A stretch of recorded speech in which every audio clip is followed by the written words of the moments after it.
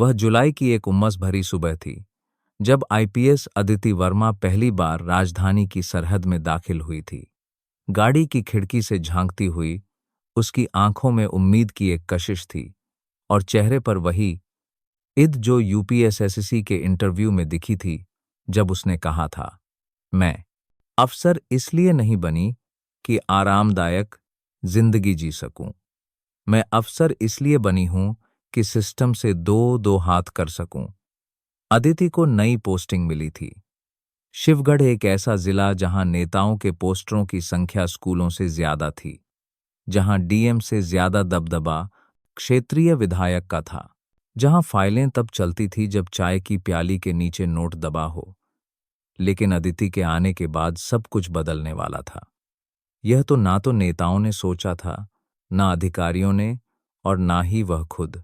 शिवगढ़ थाने की इमारत चूने से पुती हुई, बाहर लटकती तख्ती पर झूठा लिखा था, जनता की सेवा में तत्पर अदिति। जब थाने पहुंची तो दरोगा की कुर्सी पर एक मोटा चश्मे वाला अफसर पैर फैलाकर बैठा था। उसे शायद पता नहीं था कि जो सामने खड़ी है वह अब उसकी बॉस है। अदिति ने बिना कोई औपचारिकता के कहा, आपकी सीट अब मेरी है। दरोगा हड़बड़ाया। उठते हुए बोला, मैडम, वो मैं सोचा था आप कल आएंगी। कानून का काम आज होता है, कल नहीं। फाइलें दिखाइए। पिछले 6 महीने में जितनी एफआईआर फेंकी गई है सब चाहिए। वह पहली टक्कर थी। भ्रष्ट व्यवस्था से अदिति ने उस दिन 3 घंटे में 50 से अधिक शिकायतों की जांच के आदेश दिए। शाम होते होते एसडीएम से लेकर विधायक तक को खबर पहुंच गई थी, नई वाली मैडम कुछ ज्यादा ही तेज है। तीसरे ही दिन एक पुलिस चौकी पर छापा मारा गया, जहां खुलेआम शराब बिक रही थी। वहां से 4 पुलिस वाले सस्पेंड हुए और स्थानीय मंत्री के भतीजे को अदिति ने खुद गिरफ्तार किया। थाने के बाहर मीडिया जमा हो गया, पर अदिति कैमरे से दूर रही। आईपीएस साहिबा, आप किसी बड़े घर के लड़के को ऐसे अरेस्ट नहीं कर सकती। एक एएसपी ने धीरे से कहा, तुम्हें कानून याद दिलाऊं या कल से तुम खुद घर बैठो। अदिति ने ठंडी आवाज में जवाब दिया। अदिति के दफ्तर में अब दिन भर शिकायतें आने लगी थी। खोखले सिस्टम के खिलाफ एक उम्मीद की तरह उसे देखा जाने लगा। लेकिन इसी के साथ कुछ और भी हो रहा था। उसके फोन टैप किए जाने लगे, कार का पीछा होने लगा और सादे कपड़ों में लोग उसके घर के बाहर मंडराने लगे। एक रात जब वह अपने सरकारी आवास में बैठी चाय पी रही थी, दरवाजे की घंटी बजी। सामने एक बुजुर्ग किसान खड़ा था, जिसके गले में मफलर और आंखों में थकान थी। मैडम, मेरा बेटा जेल में है। जुर्म यह है कि उसने विधायक के बेटे को गाड़ी चलाते हुए वीडियो बना लिया था। अदिति ने उसकी ओर देखा, और वीडियो अब आपके पास है। फोन छीन लिया गया। पर मैं गवाही दूंगा मैडम, पर जान का डर है। अदिति ने फोन उठाया और सीधे डीएसपी को कहा, कल विधायक के बेटे को पूछताछ के लिए थाने बुलाओ और सीसीटीवी निकालो उस इलाके के। डीएसपी हिचकिचाया, मैडम, वो मुख्यमंत्री जी के रिश्तेदार हैं, तो कानून उनके लिए नहीं है। अदिति का स्वर एकदम सख्त हो गया। उस रात पहली बार सीएम हाउस में अदिति का नाम लिया गया। एक चाय के प्याले के साथ किसी वरिष्ठ अधिकारी ने कहा, यह औरत बहुत दूर तक जाएगी अगर इसे अभी नहीं रोका गया। अगले हफ्ते अदिति को एक मंत्रिमंडल मीटिंग में बुलाया गया। सबने उसे एक विशेष जांच समिति का हिस्सा बनाने की बात कही, जिससे वह फील्ड से हटा दी जाए। लेकिन अदिति ने इनकार कर दिया। मैं जनता के बीच रहकर काम करना चाहती हूं। फाइलें देखकर नहीं, जमीनी हकीकत देखकर फैसला लेती हूं। एक सीनियर अधिकारी ने धीमे से कहा, मैडम, राजनीति से मत टकराइए, यहां ज्यादा ईमानदारी जिंदगी छोटा कर देती है। अदिति मुस्कुराई, पर जिंदगी अगर घुटने टेक दे तो वह जिंदगी भी किस काम की। इसी बीच एक और घटना ने शहर को हिला दिया। एक महिला पत्रकार को धमकी मिली थी क्योंकि उसने एक विधायक के सेक्स रैकेट से जुड़ा स्टिंग ऑपरेशन किया था। अदिति को केस सौंपा गया। उसने पूरी योजना बनाई, गोपनीय टीम बनाई, कॉल रिकॉर्ड्स निकाले, बैंक डिटेल्स खंगाली और 1 सप्ताह के भीतर पूरी गैंग को दबोच लिया। विधायक के दफ्तर पर छापा पड़ा। वहां से जो मिला उसने सबको चौंका दिया। कैश से भरे सूटकेस, महिलाओं की फाइलें और सीएम ऑफिस से कनेक्शन की सीधी कड़ियां। मैडम, आपको बहुत बड़ा हाथ लग गया है, पर यह हाथ आपको कुचल भी सकता है, उसके सबसे भरोसेमंद इंस्पेक्टर मलिक ने कहा। फर्क नहीं पड़ता मलिक, मैं डरी नहीं हूं, मैं यहां डरने नहीं आई थी। उस रात मीडिया में खबर चली, आईपीएस अदिति वर्मा ने सत्ताधारी दल के विधायक को यौन शोषण मामले में गिरफ्तार किया। सीएम हाउस की लाइटें पूरी रात जली रही और सुबह अदिति के टेबल पर एक के ट्रांसफर ऑर्डर पड़ा था। शिवगढ़ से हटाकर उसे ट्रैफिक कंट्रोल झांसी भेजा गया था। अदिति ने ट्रांसफर ऑर्डर देखा, एक गहरी सांस ली और कहा, यही तो डरते हैं यह लोग, एक औरत जो बिकती नहीं। उसने कुर्सी से उठते हुए थाने के स्टाफ से बस इतना कहा, मैं जा रही हूं, लेकिन यह जंग अभी शुरू हुई है। अदिति वर्मा ने जैसे ही शिवगढ़ की कुर्सी छोड़ी, पूरे जिले की हवा बदल गई। जिन आंखों में उम्मीद थी, वहां फिर से थकान थी। पर झांसी भेजी गई। अदिति ने यह ट्रांसफर एक सजा नहीं, एक नया मोर्चा माना। ट्रैफिक कंट्रोल का कार्य कमतर नहीं था उसके लिए, बल्कि यह मौका था उन जड़ों को हिलाने का जो सड़क से संसद तक फैली थी। झांसी के ट्रैफिक कार्यालय की इमारत पुरानी थी, पंखा खड़खड़ाता था और फाइलें दीमकों की गिरफ्त में थी। लेकिन अदिति का स्वागत वहां भी गर्मजशी से नहीं हुआ। सीनियर अफसरों को लग रहा था कि उसे एक सबक सिखाने के लिए यहां भेजा गया है, जहां वो मीडिया की नजरों से दूर सिस्टम के कब्रिस्तान में दफन हो जाए। लेकिन आदित्य को दबाया नहीं जा सकता था। तीसरे दिन उसने हीलियम चौराहे पर खुद ट्रैफिक मॉनिटरिंग की। वहां एक वीआईपी काफिला गलत दिशा से आते पकड़ा गया। गाड़ी की खिड़की से झांकते मंत्री जी के ड्राइवर ने जैसे ही सायरन बजाया, अदिति ने गाड़ी के सामने खड़ी होकर उसे रोका। यह आप क्या कर रही हैं मैडम, हमें लखनऊ पहुंचना है जल्दी। ड्राइवर ने कहा, लखनऊ तभी पहुंचिए जब कानून का पालन करिए। हेलमेट नहीं, बेल्ट नहीं, रेड लाइट क्रॉस। और यह गाड़ी कौन चला रहा है मंत्री जी? क्या नाबालिग को ड्राइविंग सिखा रहे हैं? मंत्री जी गाड़ी से उतरे। उनकी आंखों में हैरानी और गुस्सा एक साथ था। आप जानती हैं मैं कौन हूं? आप वही हैं जिनके पोस्टर पर लिखा होता है जनता का सेवक। तो आज सेवा में चालान कटवा लीजिए। अदिति ने शांति से जवाब दिया। यह वीडियो वायरल हुआ और अगली सुबह एक अज्ञात कॉल अदिति के सरकारी नंबर पर आई। अगर आप अपनी जगह सुरक्षित रखना चाहती हैं तो अपनी हद में रहना सीखिए। लेकिन अदिति चुप नहीं बैठी। उसने इसी ट्रैफिक डिपार्टमेंट के जरिए एक नई योजना शुरू की। वीआईपी रोड नहीं, वीआईपी नियम। मंत्री हो या आम आदमी, सबके लिए एक ही ट्रैफिक रूल। शहर में पहले जहां लाल बत्तियों पर पुलिस वाले मुंह फेर लेते थे, अब वहीं सीसीटीवी की आंखें टकटकी लगाए देख रही थी। जुर्माने शुरू हुए। जुर्माना देने वालों में कई मंत्री, बड़े व्यापारी और पुलिस अफसर भी शामिल थे। इसी दौरान एक बड़ा खुलासा हुआ। एक पुराने राजनैतिक केस की फाइल फिर से खुली। अदिति को जानकारी मिली कि 2004 में हुई एक सांप्रदायिक हिंसा की जांच, जिसमें तत्कालीन मुख्यमंत्री पर एफआईआर दर्ज हुई थी, उसे फर्जी आधारों पर बंद कर दिया गया था। फाइल अदिति के पास लीक हुई थी गोपनीय तरीके से। उस रात अदिति देर तक फाइल के पन्ने पलटती रही। कुछ गवाहों के बयान गायब थे, फॉरेंसिक रिपोर्ट फर्जी थी और एक मजिस्ट्रेट के हस्ताक्षर तक मिलते नहीं थे। उसके बाद भीतर कुछ सुलगने लगा। कानून से खिलवाड़ का यह सबसे नंगा उदाहरण था। और फिर वह फैसला हुआ जिसने पूरे राज्य की राजनीति को हिलाकर रख दिया। अदिति वर्मा ने राज्य की पूर्व मुख्यमंत्री सुनीता राणा को समन जारी किया। मंत्रालय में खलबली मच गई। फोन बजने लगे। आला अफसरों ने दबाव डाला। मैडम, यह आत्मघाती कदम है। सुनीता राणा अभी भी पार्टी की सर्वेसर्वा हैं। अदिति ने कहा, तो क्या कानून केवल उस पर लागू होता है जो गरीब है? अगर आप रोक नहीं सकते तो मेरा रास्ता छोड़ दीजिए। मीडिया को भनक लगी। स्टूडियो गर्म हो गए।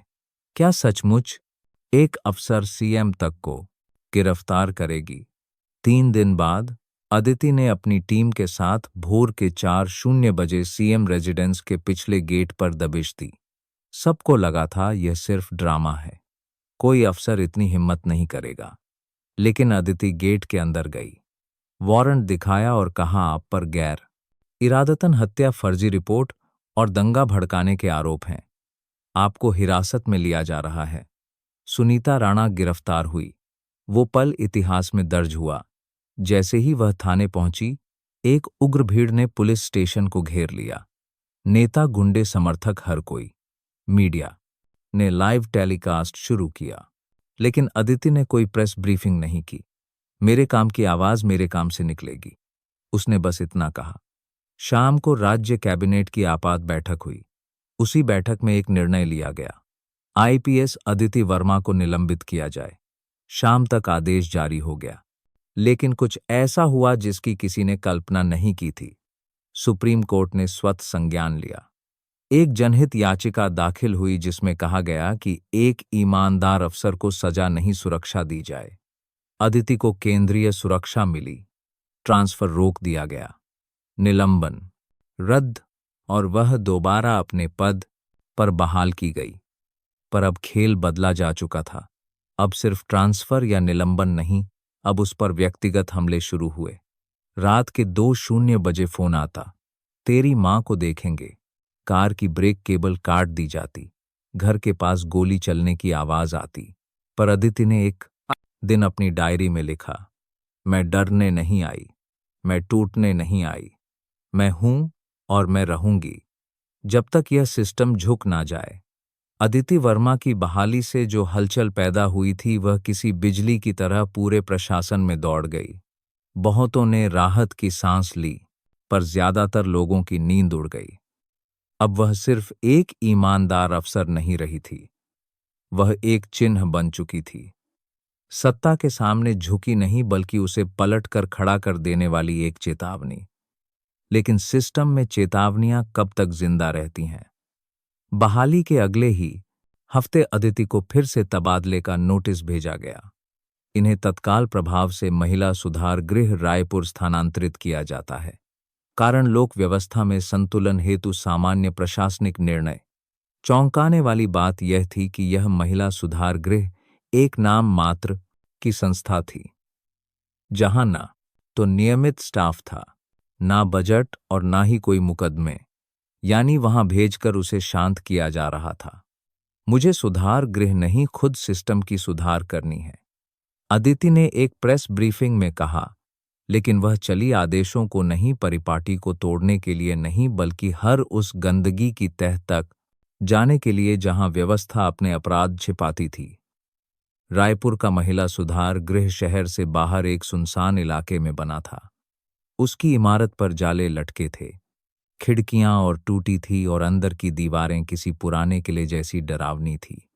वहां कुल 6 कैदी थी और 3 कर्मचारी जो खुद महीनों से तनख्वाह नहीं पा रहे थे। पर आदित्य ने वहां भी रुकने की ठान ली। चौथे दिन उसने सुधार गृह की फाइलें निकलवाई और जो सामने आया वो चौंकाने वाला था। यह संस्थान एक बड़े रैकेट का अड्डा था, जहां वीआईपी कैदियों को स्पेशल ट्रीटमेंट देने के नाम पर उन्हें निजी बंगले की तरह सुविधा दी जाती थी। कुछ महिलाओं को बाहर ले जाकर काम पर लगाया जाता था और वापसी पर उनका हिस्सा काट लिया जाता था। यहां सुधार नहीं, सौदा होता है। अदिति ने कहा, वह एक एक महिला कैदी से व्यक्तिगत रूप से मिली। उनमें से एक, जिसका नाम शबाना था, बोलने से पहले थरथराने लगी। अदिति ने उसका हाथ थामा और बहुत धीमी आवाज में कहा, डरो मत, जो हुआ बताओ। शबाना की आंखों में आंसू आ गए। मैडम, मैं मंत्री साहब के खिलाफ बयान देना चाहती थी। उन्होंने ही मुझे यहाँ डलवाया, लेकिन जब से मैं आई हूं मुझे रोज रात बदल बदल कर अफसर आते हैं। कहते हैं तू बोल देगी तो तेरी बहन को उठा लेंगे। मुझे डर लगता है। अदिति एकदम शांत हो गई। आंखें स्थिर थी पर होंठ कसकर बंद हो गए। अगले दिन उसने डीजी जेल को रिपोर्ट भेजी, लेकिन कोई जवाब नहीं आया। फिर एक रात सुधार गृह की बिजली चली गई। जनरेटर काम नहीं कर रहा था। कर्मचारियों के कमरे बंद थे। तभी एक एसयूवी आकर रुकी। 3 लोग उतरे जिनके चेहरे ढके हुए थे। उनमें से एक सीधा शबाना के कमरे की ओर गया। अदिति वहीं थी, अंधेरे में छिपकर। जैसे ही दरवाजा खुला, उसने टॉर्च जलाई और पिस्तौल तानी। पुलिस भागने की कोशिश की गई, पर अदिति ने उनमें से 2 को धर दबोचा। तीसरा भाग गया। सुबह होते होते अदिति ने प्रेस को बुलाया। शबाना को सामने बैठाकर उसने पूरा घटनाक्रम बताया। यहां सुधार नहीं होता, यहां डर पैदा होता है। अब यह लेके खत्म होगा। वो दिन और उसके बाद की रातों ने सब कुछ बदल दिया। शबाना ने अदालत में हलफनामा दाखिल किया। मंत्री के खिलाफ रेप और मानव तस्करी की एफआईआर दर्ज हुई, लेकिन यह जीत नहीं थी। यह सिर्फ एक मोर्चा था, और इस मोर्चे का जवाब अब दिल्ली से आने वाला था। केंद्र सरकार के एक वरिष्ठ अधिकारी ने आदित्य को बुलाया। बड़ी मुलाकात थी। एक शांतिपूर्ण कॉन्फ्रेंस रूम, जहां भीतर चाय गर्म थी और बाहर साजिश ठंडी। आपके साहस की हम सराहना करते हैं अदिति जी, उन्होंने मुस्कुराते हुए कहा। पर हर व्यवस्था में एक मर्यादा होती है। आपने कई मर्यादाएं लांघी हैं। अदिति ने सीधे देखा। कानून की मर्यादा लांघने वालों के लिए मेरी कोई मर्यादा नहीं। फिर भी अगर आप कुछ समय के लिए छुट्टी ले लें तो अच्छा रहेगा। देश के लिए भी, आपके लिए भी। माफ कीजिए, मैं छुट्टी लेने नहीं, छुट्टी देने आई हूं भ्रष्टाचार को। उस मीटिंग के 2 दिन बाद अदिति को 2 और ट्रांसफर आदेश मिले, एक ही हफ्ते में। अब तक कुल 45 बार उसका ट्रांसफर हो चुका था, फिर भी वह नहीं टूटी। एक वरिष्ठ जज ने निजी रूप से अदिति से कहा, आपके जैसे अफसर इतिहास में गिने जाते हैं, पर समय के साथ मिटा भी दिए जाते हैं। क्या आप उस मिटने के लिए तैयार हैं? अदिति ने एकदम शांत स्वर में कहा, मैं मिटने नहीं आई, मैं लिखने आई हूं इतिहास। और तब हुआ वो जो सबसे अप्रत्याशित था। मुख्य सचिव कार्यालय से लीक हुई एक फाइल ने साफ कर दिया। अदिति के खिलाफ चरित्र प्रमाण पत्र तैयार किया जा रहा था, जिसमें उसे मानसिक असंतुलन, अति आक्रामक और अनुशासनहीन घोषित करने की सिफारिश थी। यह वह आखिरी वार था जो अदिति को खुद सिस्टम के पागलखाने में भेजने की कोशिश थी। लेकिन इस बार जवाब अदिति से नहीं, जनता से आया। हजारों लोग सड़कों पर उतरे। #बाक वीस्ट एंड विथ एडिटी ट्रेंड हुआ। पत्रकार, छात्र और पूर्व अफसरों ने सरकार से जवाब मांगा, और उस शोर में एक आवाज और थी, शबाना की। अगर मैडम पागल हैं तो मैं उन्हीं की तरह पागल बनना चाहती हूं। अदिति ने मीडिया को पहली बार सीधे जवाब दिया, अगर सच बोलना पागलपन है तो मैं पागल हूं। अगर गुनाह रोकना बदतमीजी है तो मैं बदतमीज हूं। और अगर ट्रांसफर से किसी को ईमानदारी सिखाई जा सकती है तो मेरा हर ट्रांसफर तुम्हारे झूठ पर एक तमाचा है। अदिति वर्मा की आवाज अब सिर्फ प्रशासनिक हलकों में नहीं गूंज रही थी, बल्कि वह आम जनता के दिलों में भी उतर चुकी थी। लेकिन जैसे ही आवाज ऊंची होती है, उसे दबाने की कोशिशें और गहरी होती जाती हैं। दिल्ली से लौटने के एक हफ्ते बाद ही अदिति के घर के सामने एक कार बम फटा। सौभाग्य से वह उस वक्त ड्यूटी पर थी, लेकिन गार्ड और ड्राइवर बुरी तरह घायल हो गए। यह हमला अब स्पष्ट था, चेतावनी नहीं, हत्या का प्रयास था। जांच में कोई सबूत नहीं मिला। सीसीटीवी फुटेज गायब, कॉल रिकॉर्ड्स मिटाए गए, और विस्फोटक सरकारी सेना के स्टॉक जैसा था। यह जो कर रहे हैं वही डर रहे हैं। आदित्य ने उस दिन अपने अस्पताल में घायल ड्राइवर को देखकर कहा। उसकी आंखों में पानी था, पर आवाज लोहे जैसी सख्त, फिर भी सब कुछ थकने लगा था। 24 साल की सेवा में 45 ट्रांसफर, हजारों मुकदमे, सैकड़ों धमकियां और अंतहीन अकेलापन। उसकी मां, जो अब उम्र के आखिरी दौर में थी, एक दिन बोली, बेटी तुमने सब कुछ किया, पर क्या खुद को बचा पाई? अदिति चुप रही। शायद खुद को बचाना कभी उसकी प्राथमिकता नहीं थी। उसने देश को बचाने की कसम खाई थी, खुद को नहीं। लेकिन अब सब बदल रहा था।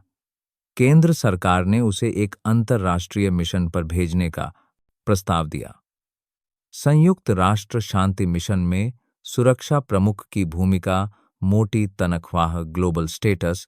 विदेश पोस्टिंग पर शर्त यह थी, आपको सार्वजनिक तौर पर माफी मांगनी होगी कि आपने कुछ मामलों में प्रशासनिक मर्यादाओं का उल्लंघन किया है। उसने प्रस्ताव पढ़ा, एक लंबी सांस ली और फिर धीरे से कागज फाड़ दिया। मैं बिकती नहीं, मैंने कहा था, और मैं आज भी वही कहती हूं। उसने सिर्फ इतना कहा। वो प्रस्ताव शायद आखिरी वैधानिक तरीका था उसे चुप कराने का। अब सिर्फ अवैध रास्ते बचे थे। एक रात जब अदिति अकेली थी, उसने नोट किया कि उसकी खिड़की से झांकता कोई चेहरा अचानक गायब हो गया। उसके बाद दरवाजे के नीचे से एक लिफाफा सरकाया गया। लिफाफे में सिर्फ एक फोटो थी, उसकी मां की, और पीछे लिखा था, चुप रहो। अदिति उस रात पुलिस कंट्रोल रूम नहीं गई, ना ही एफआईआर लिखवाने की कोशिश की। उसने सिर्फ एक रिपोर्ट अपने सरकारी कंप्यूटर में फीड की, अगर मैं लापता हो जाऊं तो इसका जिम्मेदार कौन है? यह फोल्डर D720 में मिलेगा। और अगले दिन अदिति सेव कराट एक साथ डाट गायब हो गई। पुलिस ने कहा वो थक चुकी थी, छुट्टी पर गई होंगी। सरकार ने कहा वो जांच के दायरे में थी। मीडिया ने 2 दिन शोर मचाया, फिर चुप हो गया। लेकिन उसके दोस्तों ने, खासकर इंस्पेक्टर मलिक ने, हार नहीं मानी। उन्होंने वह फोल्डर खोज निकाला। उसमें अदिति के द्वारा दर्ज किए गए 17 बड़े केस थे। हर एक केस में सत्ता के बड़े नाम, सबूत, ऑडियो रिकॉर्डिंग, गवाहों की सूची और सबसे बड़ी बात, एक वीडियो में अदिति ने खुद कहा था, अगर आप यह देख रहे हैं तो शायद मैं जिंदा नहीं हूं, लेकिन याद रखिए मैंने किसी की मौत नहीं चाही, सिर्फ उसकी जो कानून से ऊपर बनने की कोशिश करता है। अगर मेरी आवाज बंद की गई है तो आप इसे आवाज बनाइए। मैं नहीं चाहती थी कि मेरी ईमानदारी मेरी कब्र बन जाए। मैं चाहती हूं कि वह आपकी मशाल बने। वीडियो वायरल हुआ, पूरा देश देख रहा था। जनता फिर सड़कों पर उतरी। सरकार घबरा गई। जांच बिठाई गई। कुछ गवाह गायब हुए, कुछ सबूत जला दिए गए। पर एक बात नहीं बदली। अदिति अब एक अफसर नहीं, आंदोलन बन चुकी थी। 4 महीने बाद अचानक एक गांव के पास एक साधारण महिला, अस्पताल में एक अचेत और घायल महिला मिली। शरीर पर कई निशान, बाल कटे हुए, जुबान कटी हुई। किसी ने पहचान नहीं पाई, पर मलिक ने उसकी आंखों में देखा और समझ गया, वह आदित्य थी। गायब कर दिया गया था उसे, पर मिटाया नहीं जा सका। वो धीरे धीरे ठीक हुई। बोलना नहीं आ रहा था, पर लिख सकती थी। उसने सिर्फ एक शब्द लिखा, जिंदा। वह अब सेवा में नहीं थी, लेकिन उससे पहले उसने एक याचिका डाली सुप्रीम कोर्ट में। मैं नहीं, पर अगली अतिथि के लिए, हर ईमानदार अफसर की सुरक्षा के लिए एक स्वतंत्र संस्था बने जो ट्रांसफर, निलंबन और उत्पीड़न की जांच करें।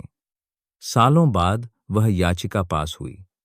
एक नया कानून बना, प्रशासनिक स्वतंत्रता अधिनियम 2030। हर ईमानदार अफसर को अब एक वैधानिक संरक्षण प्राप्त है, जिसकी नींव एक अकेली औरत ने अपने लहू से रखी। और अब हर नई आईपीएस ट्रेनिंग अकादमी में एक दीवार पर लिखा होता है, सिस्टम से लड़ने के लिए एक अदिति वर्मा काफी होती है। आपको आज की ये कहानी कैसी लगी? आप सब ये कहानी दुनिया के किस कोने से सुन रहे हैं? हमें कमेंट्स में जरूर बताइएगा। मैं ईश्वर से प्रार्थना करता हूं कि आप और आपका परिवार हमेशा स्वस्थ और सुरक्षित रहें।